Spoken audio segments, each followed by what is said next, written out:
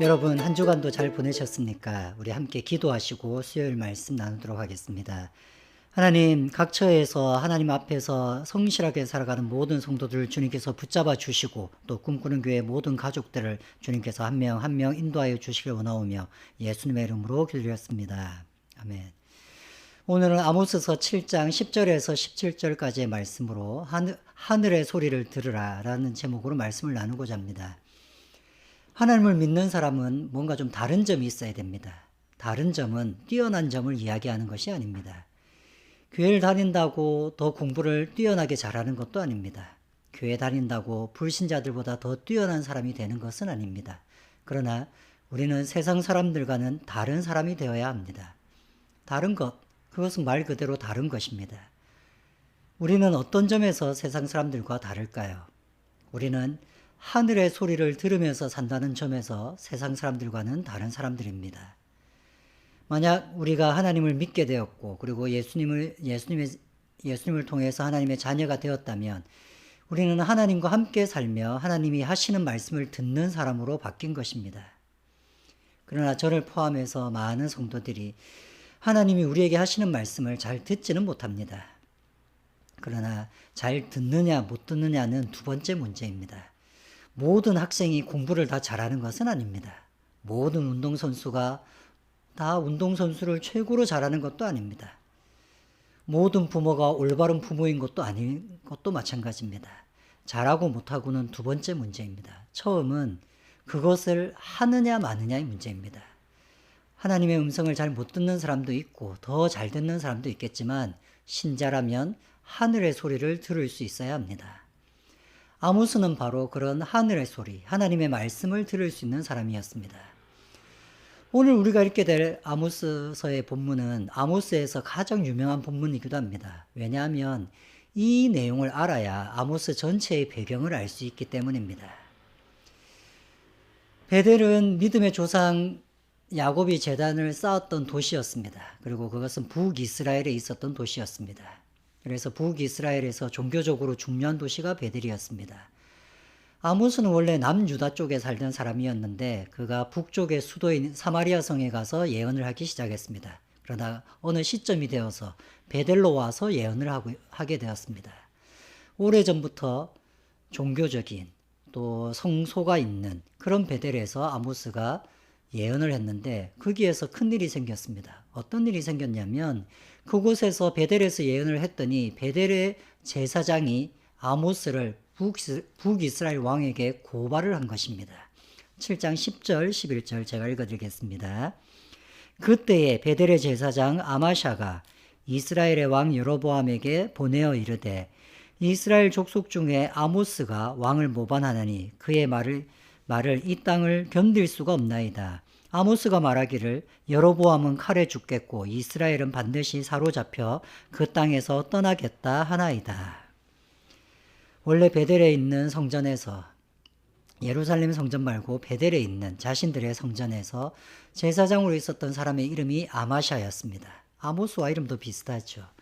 아마샤, 이 제사장은 왕에게 아모스라는 선지자가 여기를 찾아왔는데 여로보암 왕이 북이스라엘의 여로보암 왕이 전쟁에서 전사할 것이고 이스라엘 사람들은 포로로 잡혀갈 것이라고 예언을 하고 있다고. 그래서 그것을 듣기가 너무 힘들다고 그것을 사마리아 성에 살고 있었을 여로보암 왕에게 편지로 인편으로 사람한테 보낸 것이었습니다. 아마 이 제사장은 오늘날로 치면 정치색이 가득한 종교인이라고 할 수 있을 것 같습니다. 정광훈 씨 같이. 목사라기보다는 정치꾼에 가까운 사람처럼 보입니다. 그는 왕에게 아첨하기도 하고 또 한편으로는 정말 자기도 아모스의 예언을 듣기도 싫었을 것입니다. 이렇게 사마리아 성에 아모스 선지자를 고발하는 공문을 보내고 나서 이 제사장은 아모스 선지자를 직접 협박합니다. 그것이 12, 13절입니다. 아마샤 제사장이죠. 아마샤가 또 아모스에게 이르되 선견자야 너는 유다 땅으로 도망하여 가서 거기에서나 떡을 먹으며 거기에서나 예언하고. 한마디로 말하면 거기에 가서 자기 고향으로 돌아가서 예언을 하라는 것입니다. 아마 베델의 제사장은 아모스에게 이제 내가 여로보암 왕에게 너의 이야기를 다 고자질했기 때문에 너는 생명 위험하니까 그냥 지금이라도 빨리 고향 유다로 돌아가라라고 얘기한 것 같습니다.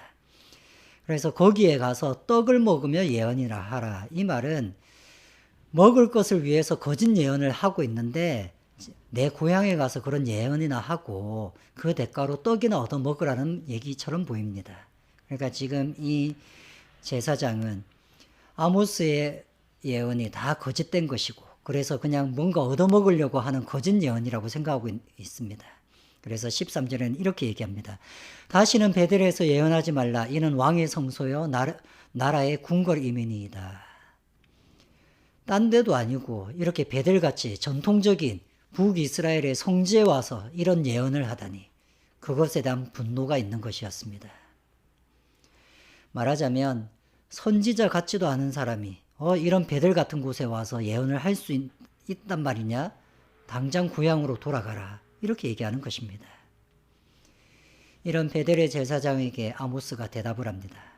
아모스의 대답에는 왜 내가 이렇게 고향을 떠나 이곳까지 와서 예언할 수밖에 없었는지를 설명하는 것이기도 합니다. 아모스서 7장 14, 15절입니다. 아모스가 아마샤에게 대답하여 이르되 나는 선지자가 아니며 선지자의 아들도 아니라 나는 목자여 뽕나무를 재배하는 자로서. 먼저 아모스는 자신이 당신의 말처럼 선지자가 아니라고 얘기합니다. 아니 어떻게 자신은 선지자가 아니라고 얘기할 수 있을까요? 우리는 지금 아모스가 다 선지자라고 알고 있는데 말입니다. 더구나 지금 분위기는 베델의 제사장이 선지자 같지도 않은 것이 이런 데 와서 예언을 한다고 비난하는데 그 앞에서 당신 말대로 나는 선지자가 아닙니다. 나의 아버지도 선지자가 아니었고 저도 선지자가 아닙니다. 이렇게 얘기하는 것입니다. 그 당시에 선지자가 무슨 자격증이 있었을까요? 아모스 전에 있었던 선지자 중에 유명한 선지자가 엘리야와 엘리사가 있습니다. 근데 엘리야와 엘리사의 모습을 보면 그들은 공동체 생활을 하면서 마치 스승과 제자같이 마치 서당에서 훈장님이 아이들을 가르치는 것 같이 함께 공동체 생활을 하면서 훈련을 받았던 것으로 보입니다. 마치 오늘날 신학교처럼 뭔가 선지자들은 또 다른 선지자한테 무엇인가를 배웠던 것 같습니다. 그런데 아모스는 그런 선지자들의 제자도 아니었습니다. 그리고 또 그들의 가족도 아니었습니다. 그래서 아모스는 자기 자신이 당시 사람들이 볼 때에 선지자가 아니라고 나는 그런 선지자의 훈련도 받지 않았고 선지자의 가문도 아니라고 말을 한 것입니다. 게다가 심지어는 아모스는 원래 다른 직업을 가지고 있었다고 밝힙니다. 그 직업을 목자, 뽕나무를 재배하는 자라고 표현합니다. 뽕나무는 돌무화과 나무라고 할 수 있습니다. 과일 이름에 돌이라는 단어가 붙으면 별로 좋은 의미가 아닙니다. 돌사과, 돌배 이런 것은 먹기에는 별로 좋지 않지만 식용으로는 별로 아니지만 관상용으로 요즘 보는 것입니다. 그러니 먹을 것이 없었던 옛날에는 관상용이라는 것이 별로 없지요. 그래서 돌무화과 나무도 무화과 나무이긴 한데 사람이 먹을 만한 열매가 맺히지 않는 그런 돌무화과 나무라는 것입니다. 과일로서는 별로 가치가 없는 나무죠. 그래서 이것을 보통 가난한 사람들의 과일이라고 부르기도 했었습니다. 하지만 또한 이것은 동시에 동물의 사료로도 사용한 것입니다. 아마 아모스는 이 돌무화과 나무, 뽕나무라고 번역된 돌무화과 나무를 사료로 재배한 것 같습니다. 왜냐하면 자신을 목자라고 얘기했는데 이 목자라는 단어는 양치기라는 의미보다는 오히려 가축 판매상을 의미하는 단어입니다. 즉 아모스는 그냥 양 몇 마리를 키우는 가난한 농부가 아니었습니다. 목축업을 어느 정도 해서 나름 경제력이 있던 사람으로 보입니다. 베델의 제사장은 공식적인 종교 지도자였다면 아모스 선지자는 그냥 평신도였던 것이었습니다. 마치 어떤 교회에 강사가 와서 설교를 했는데 성도들이 너무 크게 은혜 받은 것입니다. 그렇게 은혜를 받는 모습을 보고 원래 거기에 있던 담임 목사가 시기가 난 것입니다. 그래서 잠깐 쉬는 시간에 그 강사님에게 그래 목사님은 어느 신학교를 나오셨습니까? 라고 질문을 던집니다. 그런데 그 강사님이 저는 실은 원래 신학교를 나오지 않았습니다. 실은 저 산 너머에 마을에 제가 살고 있는데 소도 키우고 과수원도 좀 가지고 있고 좀 나름 큰 농장을 하고 있습니다. 이렇게 대답을 했다고 생각해 보십시오. 그러면 이 담임 목사님은 당장에 아니 신학교도 안 나오신 분이 어떻게 함부로 저런 설교단상에 올라가서 설교하십니까? 라며 아마 화를 내거나 어쩌면 심지어는 쫓아내버렸을 수도 있을 것입니다. 아모스는 지금 그런 상황에 있는 것입니다. 제도권의 제사장이 아니 어떻게 제대로 선교사 훈련도 받지 않고 선지자 훈련도 받지 않은 사람이 이런 데 와서 선교도 하고 하나님의 말씀도 전할 수 있냐고. 아모스는 왜 지금 자신의 사업도 팽개치고 북이스라엘에 와서 예언을 하고 있는 것일까요? 이제 그것을 이렇게 설명합니다. 15절에 양떼를 따를 때에 여호와께서 나를 데려다가 여호와께서 내게 이르시기를 가서 내 백성 이스라엘에게 예언하라 하셨나니. 양을 치고 있는데 하나님이 오셔서 북이스라엘에 가서 예언하라고 명령하셨기 때문에 그래서 그냥 양치던 사람이지만 그냥 사업하던 사람이지만 여기 와서 예언을 할 수밖에 없었다라고 얘기하는 겁니다. 아마 아모스는 사마리아 성에 가서 예언을 하면서도 하나님이 지금 나한테 무슨 말씀을 하는지 귀 기울여 들었을 겁니다. 그리고 지금 베델에 있을 때도 하나님께서 어떤 말씀을 하시는지를 계속 들으려고 노력했을 겁니다. 그러면서 아모스는 자신을 비난하는 베델의 제사장에게 이렇게 예언을 합니다. 그것은 저주의 말씀이었습니다.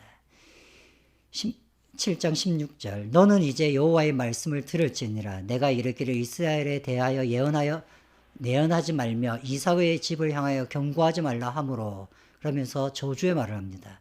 내 아내는 성읍 가운데 창녀가 될 거고 내 자녀들은 다 죽을 것이고 너는 사로잡힐 것이고. 저는 뒤에 나오는 저주의 말씀도 말씀이지만 신랄하지만 아마도 그 베델의 제사장의 가슴에 가장 아프게 들어야 될 말씀이 있었다면 아마 이제 너는 여호와의 말씀을 들을지니라 라는 첫 문장이라고 생각합니다. 제사장인 그는 분명 하나님의 말씀을 들을 수 있는 사람이어야만 했습니다. 하지만 전혀 하나님의 말씀을 들을 수 없는 제사장이었습니다. 하늘의 소리는 들을 수 없는 제사장. 그래서 그 결과 그는 아모스를 통해서 저주의 말씀을 듣게 된 것입니다. 신자와 불신자가 다른 점은 바로 우리가 하나님의 말씀을 듣는 사람이라는 것입니다.